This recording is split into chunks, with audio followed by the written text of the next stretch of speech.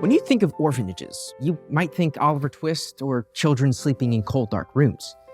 But the truth is that orphanages were originally built out of compassion to take care of children in need.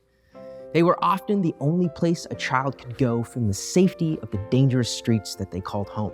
For many centuries, there have been people and organizations that have specialized in the care of orphans.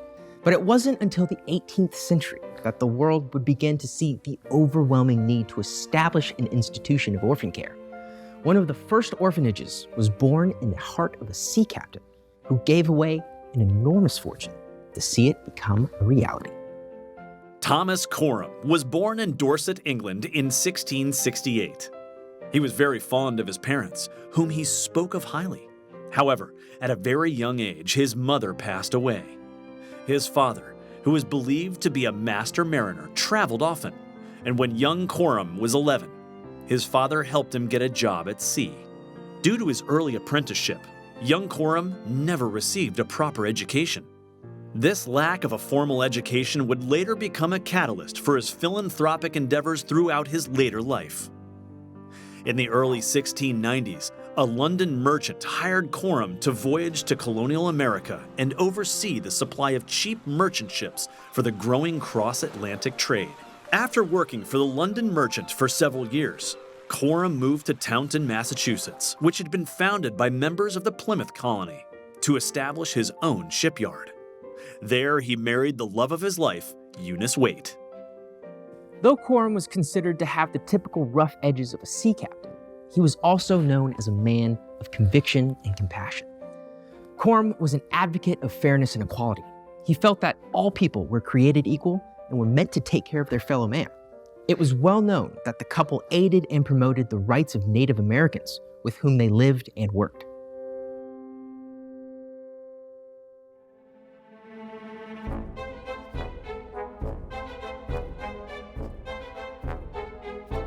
At one time, when two Mohicans went to London to apply to the king for redress after their people had been defrauded of their land, Coram took up their case and argued fiercely for them. Coram also went against the culture of the time in his advocacy for the education of girls, whether Native American or British. He believed they should have the same rights as any boy, and he would continue to champion this belief throughout his life in numerous ways. In December 1703, he gave 59 acres of land in Taunton to the Anglican Episcopal Church to be used for a church and schoolhouse established by Britain. However, many of Coram's neighbors did not welcome his loyalty to the British crown, nor his Anglican faith. Religious and political differences soon surfaced. In 1704, at the age of 36, Coram and his wife returned to London. There he would continue to try to shape the new colonies to have the ideals and principles he wished to see in his own home of England, those of faith, equality, and second chances. He suggested a colony be founded in South Carolina specifically for the poor, for those who needed a fresh start. He worked with James Oglethorpe, social and prison reformer, on this proposition, who eventually founded the colony of Georgia. Thomas Coram's knowledge and experience in the new colonies were invaluable. Coram worked hard to make the new settlement, Georgia, a success. He raised funds and attended meetings regularly as plans were made. His biggest points of disagreement were over the idea of allowing slavery in the colony. Coram was a big opponent of slavery and their refusal to allow women equal rights of inheritance in the new colony. He believed this to be unfair and a deterrent for families. Coram won both battles, and of the latter, it was written that Captain Coram, who was violent for female succession, was much pleased with the intended act. Unfortunately, as the colony began to be run by others, things shifted from Coram's original ideals. Soon, Thomas Coram turned his attention toward the work needed to be done on his own doorstep. He and his young wife, Eunice, were unable to have children, and so began to invest in work that was dear for both of them, focusing on care and education of children in need. Though booming economically in the late 18th century, London had become a noisy and polluted city of industry and invention. The disparity between the upper and lower classes had grown significantly, and the situation for children living in poverty was particularly bleak. Many ended up working long hours in factories or workhouses, or turning to professional begging and thievery. Due to rampant sickness and hunger, some children died in those environments. After Coram and his wife had returned to England, they had become increasingly alarmed at the amount of unloved, destitute, and dying children on London's streets. They felt that something must be done, and they could be the ones to do it. Coram decided to petition the king for a charter to build a foundling hospital supported by patrons to protect these children. But this proved difficult. It seemed impossible to gain the backing of anyone influential enough. In 18th century England, there was a strong stigma towards children born illegitimately, and a belief that supporting vagrant parents who did not have the ability or desire to raise their own children would only perpetuate the problem. However, Coram was determined to fight for a place for these children on the street. For 17 years, Coram and his wife worked to find a way to make it happen. Since the idea was rejected by the British male aristocracy, Coram turned to the leading men's spouses instead. His first target was the young Duchess of Somerset, who was married to Charles Seymour, the richest man in England. Her husband had already refused Coram's idea for the orphanage, so supporting such a cause would be going against her husband in a somewhat public way.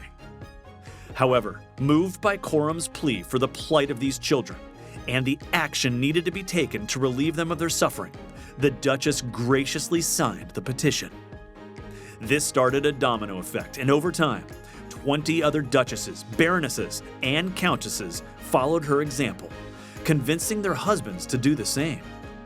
At a later court, accolades were given to Coram, who requested that thanks be given to the ladies of quality and distinction who had been willing to step up for the children.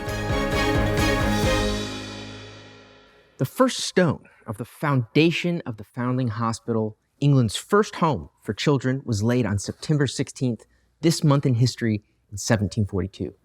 Thomas Coram's idea for his charitable institution that would take in unwanted children and give them the care and education they needed had finally become a reality.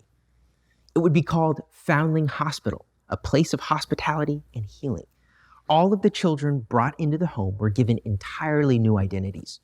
Wherever they had come from or whatever they had been through could all be left behind.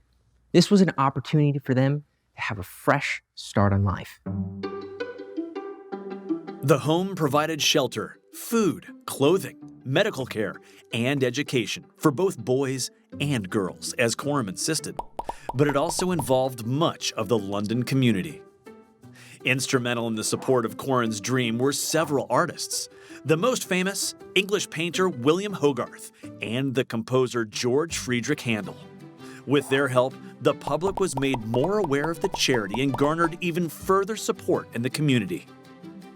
Like the Corams, Hogarth and his wife were also childless. Hogarth became one of the founding governors, along with designing the school's coat of arms and fostering a number of the children in their own home. Hogarth also came up with the idea to set up a permanent art exhibition at the Institute, encouraging other leading artists of the day to donate art pieces as well, which not only brought attention to the charity, but unknowingly at the time, established the UK's first public art gallery. Handel donated an organ and conducted annual benefit concerts of Messiah and a specially composed choral piece, the Foundling Hospital Anthem, in the hospital's chapel to help raise needed funds. Their combined efforts paved the way for creative arts supporting philanthropy today. From the benefactors and artists who helped financially support the Institute, to the wet nurses and clergy who took care of the infants, to the families who took in the children as apprentices, many in the community became involved in the mission of Foundling Hospital. Year by year, the orphanage began to grow as children were brought to its doors, most as infants. Between January 1750 and December 1755, 783 children were taken in. And by 1763, so many children had been brought to the home that eventually admission required applicants to provide their name and circumstances, rather than just being able to anonymously drop off a child. Though the organization wasn't perfect and some issues arose, Coram tried to set up checks and balances to keep an eye on the logistics of the organization and the treatment of the children. In fact, Charles Dickens' novel Oliver Twist, which portrays the plight of the orphan and orphan care at that time, gave a kind nod to Foundling Hospital. The orphanage was very close to Doughty Street, where Dickens and his family were living while he was finishing Oliver Twist. On Sundays, Dickens used to worship in the Foundling Chapel with his family. In Dickens' novel, he writes of a compassionate and important character who saves Oliver from prison and the book's villains, Mr. Brownlow, the same name of Foundling Hospital's secretary, Mr. Brownlow, a man who is an orphan himself, grew up at Foundling Hospital and went on to work at the charity for 58 years. The charity was eventually taken over and led by others, but throughout Thomas Coram's life, he continued his work of children's rights, education, and women's equality. When the ship captain passed away on March 29, 1751, at the age of 83, he was buried in the chapel of the Foundling Hospital. Years later, a statue was erected in his honor with an inscription calling him a pioneer in child welfare. At Thomas Coram's passing, there would still be much work to do in the continual reformation of child labor and orphan care. However, Coram had done more than anyone to bring awareness to the plight of unwanted children. In the early 1900s, due to the industrial boom, almost half of the factory workforce were younger than 20. In rural areas, children as young as 5 or 6 worked in fields away from their homes.